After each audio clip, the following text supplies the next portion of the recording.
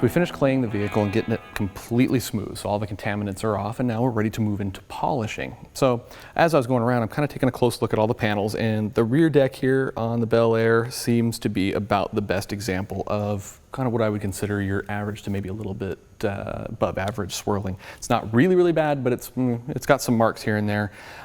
Nothing seems to be terribly deep. I've also taken the time and I've run a tape stripe down here. You're not going to necessarily tape off your car for polishing purposes, but for the demo today, we want to show you a really clear before and after where we started and where we finished. To do that, I put a piece of tape here so that way we can see both sides of the line. This car is a perfect candidate for the rapid all-in-one polish, mainly because this is going to still be a driver in our collection here. It doesn't need to be perfect. It probably won't be out at shows very regularly, but we want it to look about 95 to 99% perfect. So I want to get through it quick, I want to improve it, and it doesn't have anything too deep. This will be the product for it.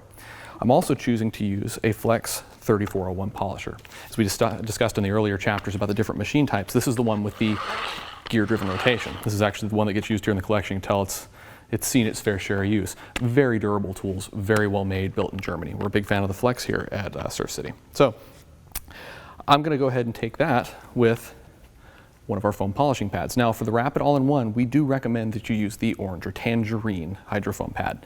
The Hydra foam is just perfect for a water-based polish like this. It cuts just enough, but finishes down really cleanly. If you're dealing with really, really, really minor imperfections, you might consider going with the red or crimson pad. It's a little finer grade, but for this one, the orange should be the perfect pad setup. I'm gonna go ahead and set that up so it's relatively centered. Now, with a dual action or a random orbital polisher, you do not have to have it perfectly centered, but close to centered is ideal. So make sure that's nice and on there good. Velcro's well seated. I'm gonna take our Rapid All-in-One. Always start by shaking your polish. I wanna make sure it gets nice and mixed up. There's a lot of separate ingredients in there, you don't want them separating out. So take Rapid All-in-One, and we, on all our polishes, and cream products for that matter, have this self-cleaning top. That way you don't get caked dried polish in there, which is always really annoying. So I'm going to start by priming the pad. Now, the reason I do this is that I want to have even coverage all over the face of the pad when I start polishing. I don't want to have dots of polish here and there or a line and a line. I want to have an even coverage. So I'll take it and put kind of a rough circle in there, and then I'm going to take my fingers, I'm going to spread that product out over the pad's face.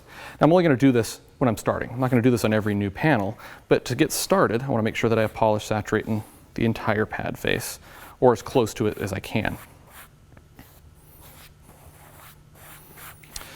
And because this is a closed cell, it's called a pre-polymer foam pad, it doesn't absorb as much of the water-based polish, so it stays on the surface really well. That's why we went with this type of pad. After I've got it kind of spread out, I'm going to add just a touch more, so I've got a nice base to work with here. Cover up those little spots that I missed. And that'll be more than enough polish to get me started. Every pad after, every panel I do after this, I'm only gonna add a tiny bit more just to keep the pad moistened with polish.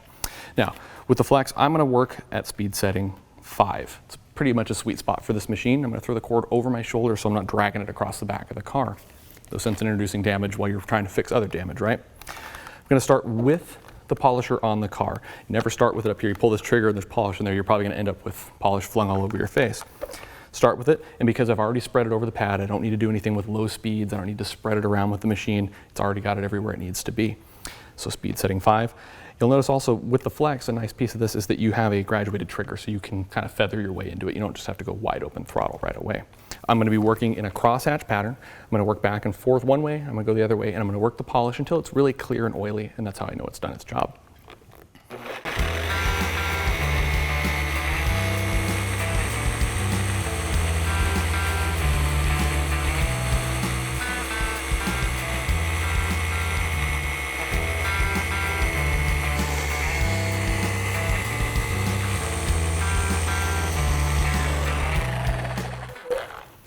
So again, noticing I'm stopping and starting on the car with the pad, and I'm keeping it flat the whole time. A lot of people have seen the technique. It's a little more common with rotary use, but they seem to apply it to all machines. They'll polish off axis or press really hard, which isn't necessary. Pretty much the weight of the tool plus the weight of your hand and just keeping that pad flat and firmly up against the surface is all you need to do. So I've worked it out there and it's nice and thin, spread over the surface. I'm gonna grab one of our plush edgeless towels and remove the residue.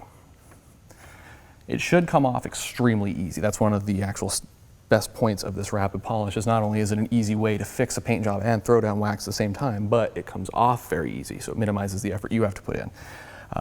If you find yourself struggling removing the residue, just a quick shot of detail spray just to wet it up, and it should come off even easier. So, yeah, well, that looks great. And another point I should make too is that people are afraid of machine polishing because they hear, I'm going to burn my paint. I'm going to burn. Well, it takes heat to burn if we think about that, right? Well, I was just working that polish for quite a while with a machine doing 480 RPM, but over 8,000 oscillations per minute, honestly. So it was hauling and it was working.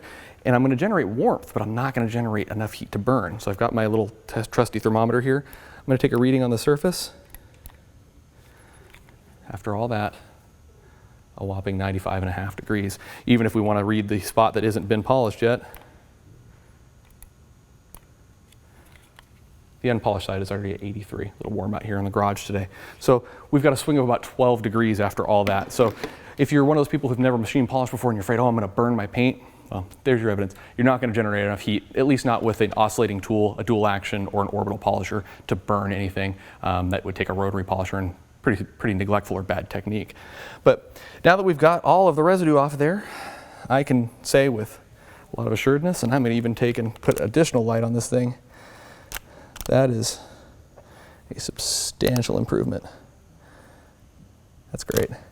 So with one pad, one polish, and one machine in one pass, I'm able to get about 99% correction on this thing. I can see there's one marker here a little deeper, probably too deep for the polish, but compared to where we started, this is fabulous and this is perfect. Even if you're a guy who's maintaining your own cars, this is great. It's an easy way to knock out light swirl marks and kind of do your maintenance polishing. If you're a guy who does this as a profession or for a living, it's extremely beneficial because you're getting the car back to your clients faster, you're able to book more appointments, you're spending less time, you're not doing 2, 3, 4 steps in your polishing process if it's not necessary. A lightly swirled car can be knocked out one pass, even have wax protection put down as a bare minimum, get the car back to your customer, get another one in, and time is money in this business, as we all know.